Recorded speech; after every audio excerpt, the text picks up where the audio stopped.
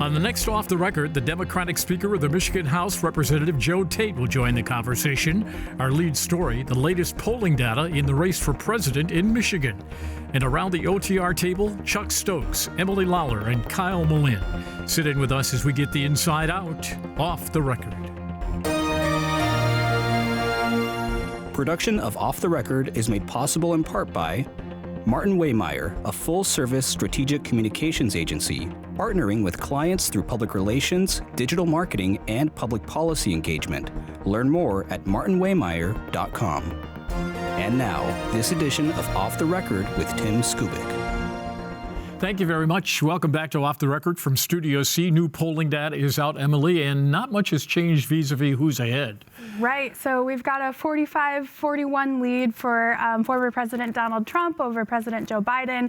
Certainly 4 points within the margin of error. But if you're the Biden campaign, I think you'd be looking at that in line with all of the other polls that have showed a similar trend and still be a little concerned. Although I will say it's slightly narrowing and, of course, so far ahead of the election. This is compliments of Bernie Porn. Right, epic MRA. And it also shows that if former President Trump gets convicted, then it tightens up. It's a dead heat, 44-44.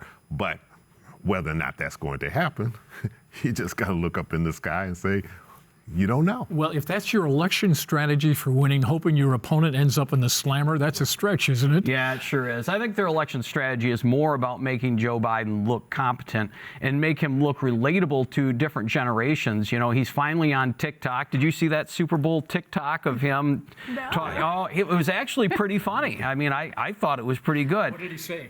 He was basically talking about who are you picking, the Chiefs or the 49ers? You like what do you think about Taylor Swift or it's just like little clips. Well, and she's he goes, the rage now. Yeah, right. And then he said, oh yeah, she's in my camp or something like that. Har har har. It was very lighthearted, but it was very relatable. And I think that's where Joe Biden's going right now, is just trying to relate to different generations and try and expand his pool, because this will be a turnout election and needs as many people to turn out for him as possible. Well, you had the specter of Mr. Trump back in Michigan again in a cold airplane hangar. How did that go? Really chilly, according to reporters on the ground. I was editing safely from the warmth of my own home. But actually, my parents' home. But I do think that people, are still swarming to see Trump. They're still enthused. I think that he has tapped into a base that he's held since 2016 that is just really enthusiastic, absolutely going to go to the polls for him. President Biden has the disadvantage of being the president. I think a lot of people are holding him accountable for a lot of things. If you're not happy with the economy right now, if you're not happy with the fact that you're paying more for groceries than you might have in 2019, then certainly he's an easy person to point a finger at. All right, so how important is Tuesday's election, the presidential primary? In case you don't know, we're having one. It's important only from this sense. For the Democrats, they walk away with all their delegates. So everything's going to be determined by this presidential primary. For Republicans, it's a totally different situation. They're only going to have a fraction of those delegates. Then they go into these conventions, and we know that there's tremendous dissension all the way to the top, because they can't even decide who their chairman or chairwoman is going to be. Or where the gig's going to be held. Right, absolutely. So there's all this chaos surrounding the GOP side, and they still have to sort out. Granted, former President Trump has endorsed former Congressman Pete Hoekstra. The Republican National Committee has also said that he's the chairman. But Ms. Karamo said, I'm not giving up the keys yet. So this is going to end up in court. Kyle, the real story on Tuesday is the Biden story, right? Yeah, I think it is. I mean, how many people come out uncommitted? And, what percentage is that? Is it 20%? Is it 15%? How much of a message are Arab Americans and people who don't really like Biden's policies going to show up and show an uncommitted? I think another story, though, is the degree of participation in this primary. Look, with Proposal 2 coming in, there should be absolutely no reason why anybody who wants to vote doesn't vote. You've got 9 days of early voting. You could vote right now, today, as you're watching this program, as long as you're in regular business hours. Go to the county clerk's office or wherever they have these early polling sites and vote. So if you really want to vote, you can vote.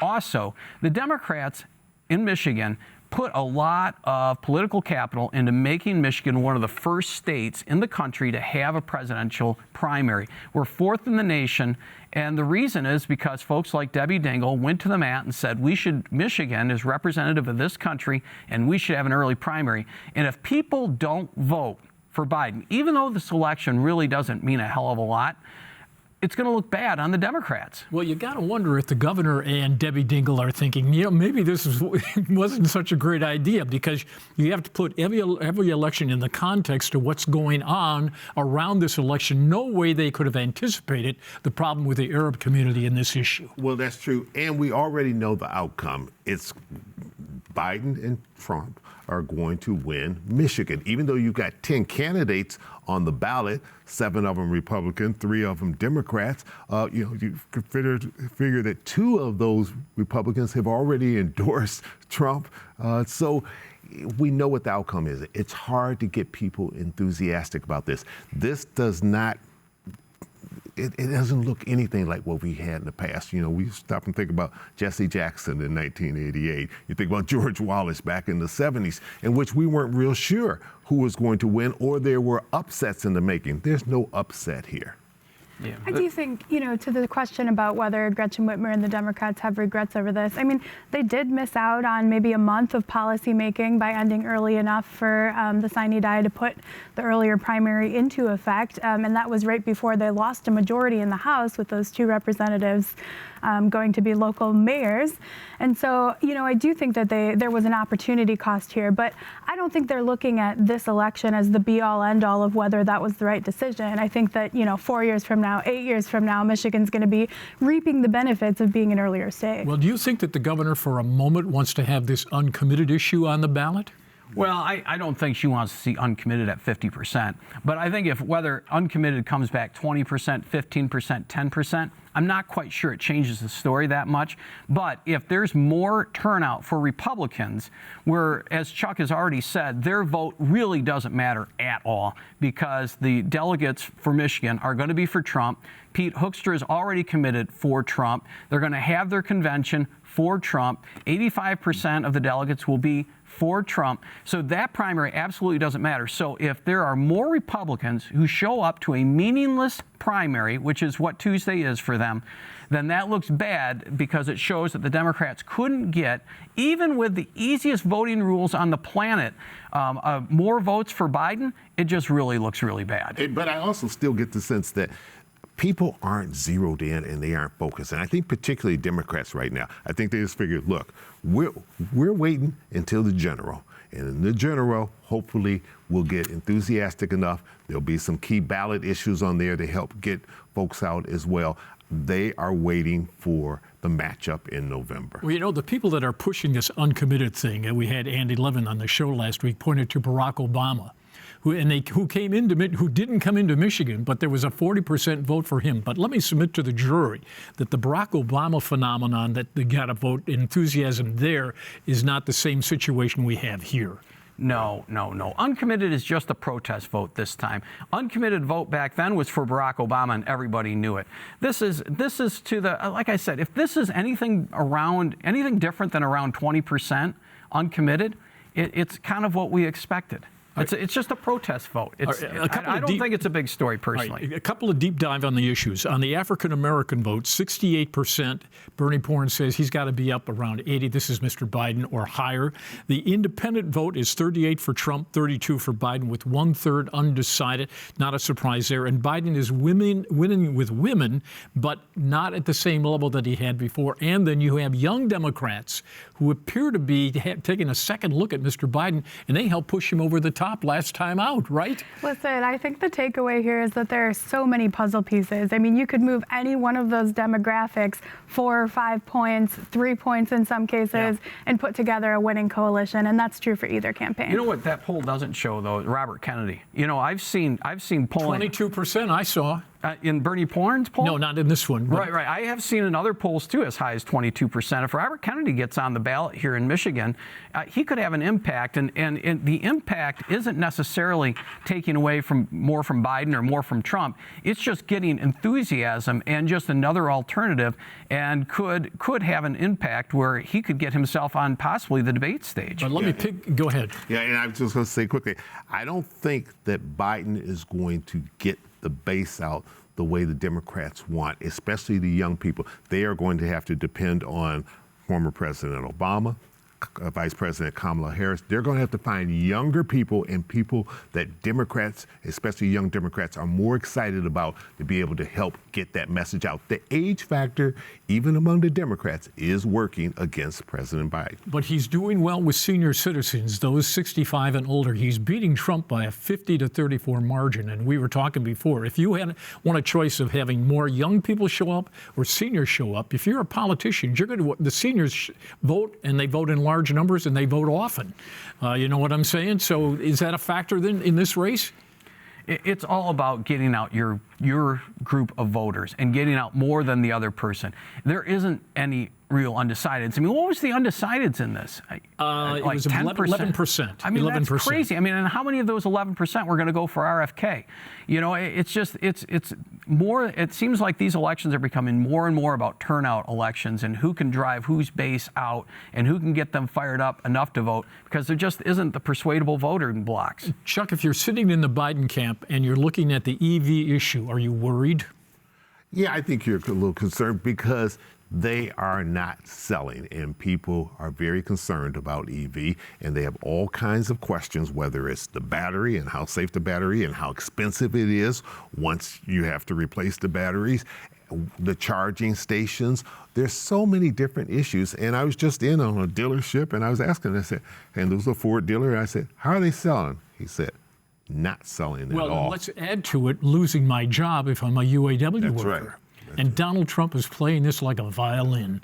Oh, absolutely. That was one of the focuses of his speech. I think the last 2 times he's been in Michigan, he's made that a big focal point. And I think he gets some grassroots support there. I mean, there are a lot of people who look at an EV and say that's not for me, whether because they can't afford it or because their driving range doesn't support it or because they're a big fan of road trips. But I do think that they have a little bit of a disconnect between how ready the government is for us to embrace EVs and how ready the manufacturers are to embrace EVs versus how ready the general public really is. Not that I don't think it'll transition there, albeit slowly. So it may be the future, but what I keep hearing is too fast, too soon.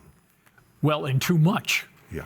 You know, look at the Biden White House is not deaf, okay? They are reading these signs, they are hearing this stuff, and they appear to, through the EPA, going to move the deadline from the 2030 to 2032, which is an appeasement, is it not, to the union folks? No question about it. It is. And they're going to have to kind of gauge this, read the tea leaves as much as they can, without totally abandoning the theory of EV is the future, because they have the automakers saying, hey, this is where we're going, like it or not. We may not go at the pace that everybody has been saying they want to go at, but they do feel as though this is the future, but there are a lot of kinks that have to be worked out. But then on the other side, you got the Greens that are saying, you know what, Mr. President, you're putting more carbon up in the air, man. Yeah, I know, but they're looking at the polling. They know that this isn't really selling. And really, the Democrats, I think, have moved off of the whole EV thing. And if you look at the governor's budget, I mean, she's really backed off compared to budgets in the past.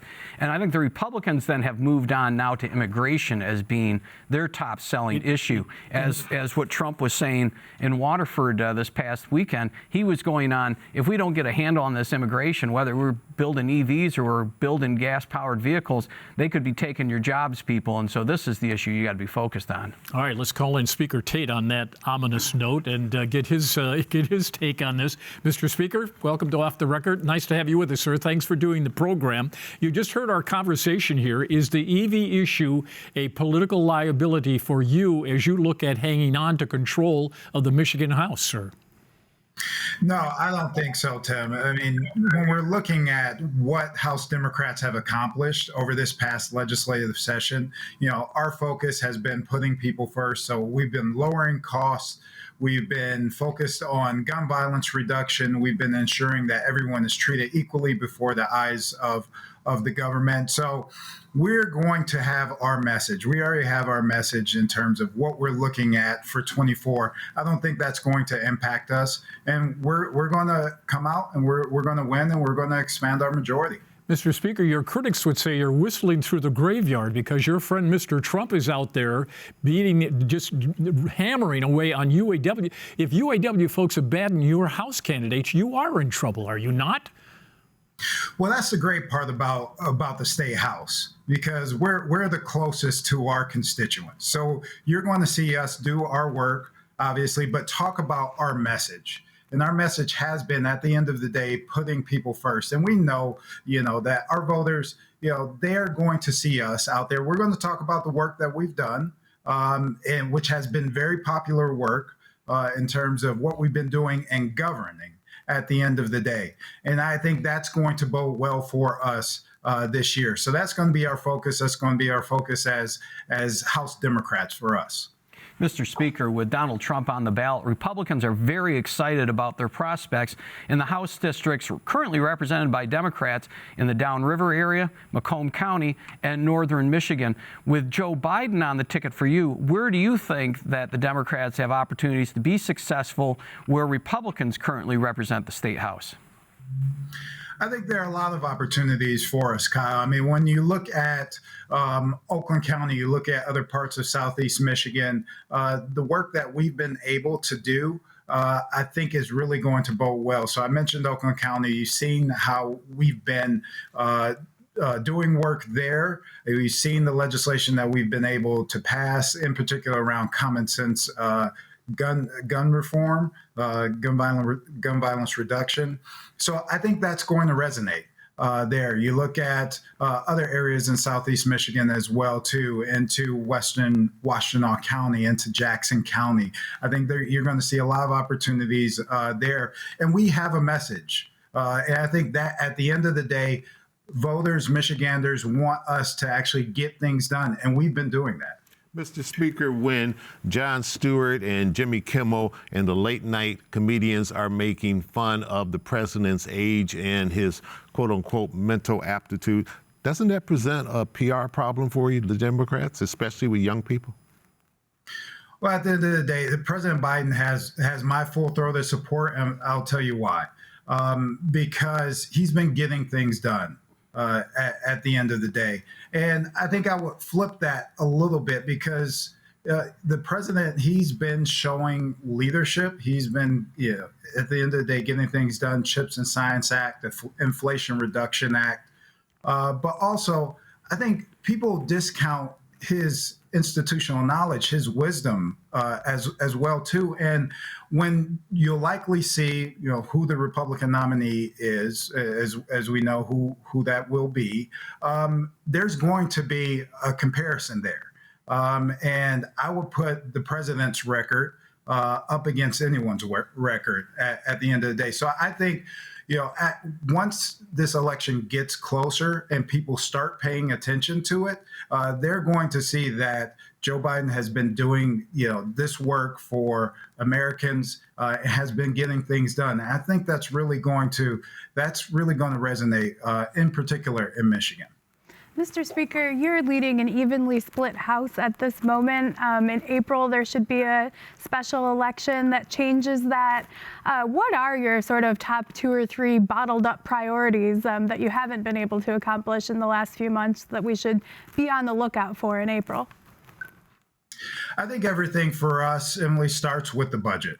I think, we continue to do that work. We had a really, what we came out with last fiscal year, I think was huge just in terms of getting to Michigan residents. I think we want to ensure that we continue that work. So whether it's, universal breakfast and lunch for school children, when we also talk about mental health supports, investments that we made there as well, too. So I think we want to make sure that we're keeping that up as we go along. Secondly is looking at where are other areas that we can lower costs for Michigan residents. We know that, we did one of the largest tax cuts, targeted tax cuts last year with expanding the EITC and eliminating the pension tax. Where are those other areas that we can look at? And I think, too, community and economic development is going to be a continuation. You look at the House in terms of what we've done, what we pass out of the House with the R&D tax credit. I think there are some other components as well, too, because we want to be able to show that, we want to be competitive as a state with jobs and with private investment. Mr. Speaker, you've gotten an anti-hate resolution passed bipartisan in the legislature. You've also taken swift action against a Republican state representative. What's the message as we sit in Black History Month? I think the message, Chuck, is when you look back at history, no civil society has ever been sustained in terms of how they govern when they try to marginalize people or divide people. That was the focus, of that resolution. We know that our words have action. And if you are a member, in particular, a member of an elected body, there's a standard that you have to have. I mean, you still have your right to freedom of speech, but at the end of the day, what does that come with it? And, in the House, that's something that we don't support. That's not us, because we are a consensus building body. And once you start marginalizing people, that doesn't work out in the long term. It's not good for the state. And it also, looks at, safety issues and concerns as well, too. That's a priority of mine, making sure and ensuring my colleagues are safe while they're working, staff is safe while they're working, and people that visit the people's house are safe while they're in the Capitol. Very quickly, are you violating his right to speech, even if it may be unpopular? I am not, Chuck. I am not. I do have discretion in terms of how we do and how we operate in the House. But, those members are still representing their constituents, still pushing the button, still voting, still having those opportunities to at the end of the day. So that's still there. But again, my focus is going to be ensuring that, that people that walk through the Capitol are safe, and then also rhetoric around racism and xenophobia and Islamophobia, that doesn't have a place. Mr. Speaker, are you ready to restore the services that the representative had that you took away? Have you sent the message? Are you willing to give back this office staff and the money and the like? No, Tim, I'm not ready to do that. Why not?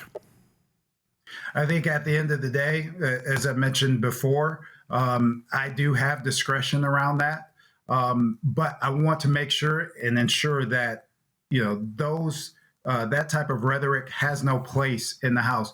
And just to take that a little bit further, I think we all remember I was a member here when there was a dress rehearsal for January 6th in Michigan in April of 2020. We saw what took place in January 6th as well, too. There was a big part of that was the rhetoric of elected officials. I am not taking any members away, their rights away from what they need to do for their constituents and how they need to represent them in Lansing. But also, I want to ensure that our institution maintains its decency, because I believe from the bottom of my heart that is an expectation of Michigan residents, that we have to get things done. We have to work together. We have to be able to compromise. And division is not a part of what the House should be. Representative or Speaker, there was a representative who was camping out in front of your office this past week, Steve Carra. He was trying to make the point that the budgets that have been passed recently have included money for programs that help Black-owned businesses, and he says that's giving preferential treatment to a certain group of people. Does he have a point in bringing that up and comparing it to the situation we've been talking about here with Josh Schreiber? So first off, I think with Representative Carra, it was a little bit perplexing to me that he wanted to camp out in front of my office. That's something that he'll have to talk to his constituents about, those that his bosses, because I feel like his time could have been better used than camping outside of my office. Secondly, I think when you look at the work that we do at the end of the day, and again, my caucus's motto, House Democrats, has been putting people first. So how are we positioning everyone across the state to have those opportunities? And that's just a part of a larger budget. But when you look at the deliberations that we had throughout the budget process, as you all know, it's several months long. And for Representative Carr to now bring something like this up is in a way a little bit confusing to me, because this could have been something that, as we were going through the budget process, he could have had conversations with me, but now instead he is camping out in front of my office. Mr. Speaker, you just said moments ago that we need to work together. How would you describe your relationship with the House Minority Leader, Mr. Hall, or do you have one? Yes, we do. We do. And I think both of us are building off of that relationship.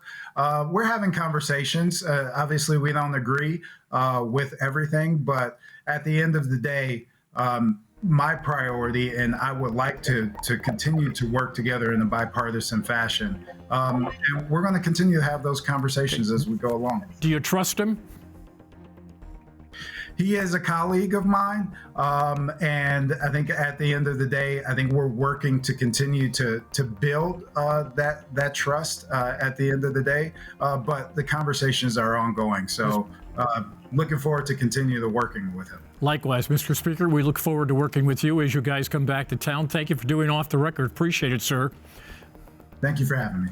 Thank you, guys. Everybody have a nice weekend, okay? See you for more Off the Record next week.